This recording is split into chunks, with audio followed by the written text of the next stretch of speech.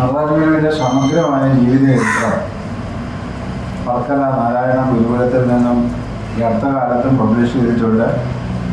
നടരാജഗുരുവിൻ്റെ ആത്മകഥയുണ്ട്, 4 വാല്യമുണ്ട്. അതുപോലെ ഗുരുദേവൻ്റെ കൃതികൾക്ക് നടരാജഗുരു എഴുതിയ ഭാഷ്യങ്ങൾ ഇതെല്ലാം പ്രശസ്തങ്ങളാണ്. ഗുരുദേവനെ വളരെ ആഴത്തിൽ ശാസ്ത്രീയമായി പഠിച്ചറിയുവാൻ നടരാജഗുരുവിൻ്റെ കൃതികൾ വളരെ സഹായകമാണ്.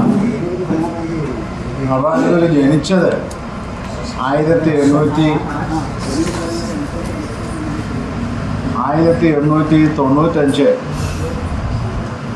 മാർച്ച് മാസം 19-ാം തീയതിയാണ്. ബാംഗ്ലൂരിലായിരുന്നു ജനനം. നടരാജഗുരുവിൻ്റെ സമാധി വർക്കലയിൽ വെച്ചാണ്.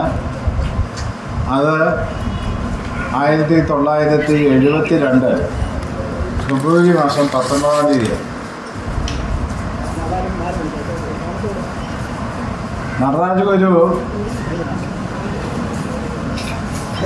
ശിവഗിരി മഠം വിട്ട് സ്വതന്ത്രമായി നാരായണ ഗുരുകുല പ്രസ്ഥാനവുമായി മുന്നോട്ട് പോവുകയാണ്. ഇവിടെ കൂടിയിരിക്കുന്നതിൽ തന്നെ പല ആളുകൾക്കും ഒരു സംശയം തോന്നിയേക്കാം, ഈ ശിവഗിരി ഇവിടെ ഉള്ളപ്പോൾ നടരാജഗുരു എന്തിനാണ് ഒരു തനിയെ പ്രസ്ഥാനമായിട്ട് മുന്നോട്ട് പോയത്? ചില ആളുകൾ പറയാറുള്ളത് നടരാജഗുരുവിന് ശിവഗിരിയിൽ കാര്യമായ സ്ഥാനമൊന്നും കൊടുത്തില്ല, അദ്ദേഹത്തെ പരിഗണിച്ചില്ല, അപ്പോൾ ശിവഗിരി അദ്ദേഹം വിട്ടുപോയി എന്നൊക്കെയാണ്. വാസ്തവത്തിൽ അങ്ങനെയല്ല, വാസ്തവമൊന്നും അതല്ല.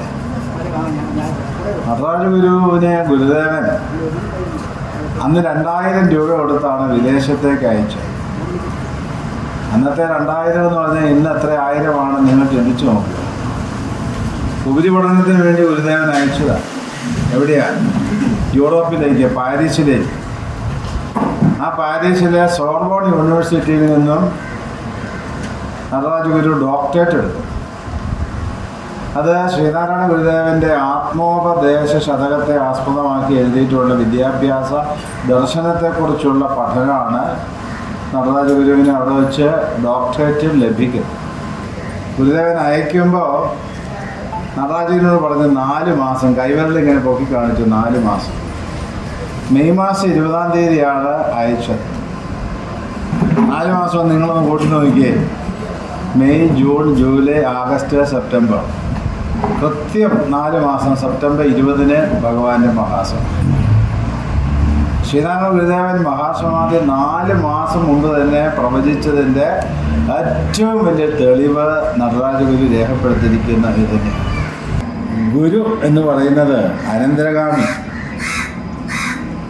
ഗുരുദേവൻ്റെ അനന്തരഗാമിയായിട്ട് അന്ന് ഇവിടെ ശങ്കരാനന്ദ സ്വാമിയാണ്, അവസാനത്തെ മഠാധിപതിയായ ശങ്കരാനന്ദ സ്വാമി. ശങ്കരാനന്ദ സ്വാമി മഠാധിപതിയായിരിക്കുമ്പോൾ വേറൊരാൾക്ക് ഗുരുസ്ഥാനത്ത് ഇരിക്കാൻ സാധിക്കില്ല. അപ്പോൾ വാസ്തവത്തിൽ നടരാജഗുരുവിന് പറയാമായിരുന്നു, നിങ്ങൾ എന്നെ നടരാജഗുരു എന്ന് വിളിച്ചെങ്കിലും ഗുരു ശ്രീനാരായണ ഗുരുദേവനാണ്, അതുകൊണ്ട് ഞാൻ അങ്ങനെ ഗുരുവാകുന്നില്ല എന്ന് അദ്ദേഹത്തിന് പറയാമായിരുന്നു. അതായിരുന്നു വേണ്ടിയിരുന്നത്. പക്ഷെ അത് സംഭവിച്ചില്ല. അദ്ദേഹം നടരാജഗുരു. പിന്നെ ശിവഗിരിയിലേക്ക് അദ്ദേഹം കടന്നു വരുന്നില്ല, ഗുരുകുലവുമായി തനിയെ മുന്നോട്ട് പോവുകയാണ് ചെയ്യുന്നത്. ആഴവും പരപ്പുമുള്ള ഗ്രന്ഥങ്ങളാണ് നടരാജഗുരു എഴുതിയിട്ടുള്ളത്. നിങ്ങളൊക്കെ വാസ്തവത്തിൽ ഇവിടെ ഉണ്ടായെങ്കിലും നടരാജഗുരുവിൻ്റെ പുസ്തകങ്ങളൊക്കെ വായിച്ചിട്ടുണ്ട്. ശിവഗിരിയിലെ പുസ്തകങ്ങളിലും ഉണ്ട്, വർക്കല നാരായണ ഗുരുകുലത്തിലെ പുസ്തകങ്ങളിലും ഉണ്ട്. ഈ പുസ്തകങ്ങളൊക്കെ നിങ്ങൾ വാങ്ങി വായിക്കണം.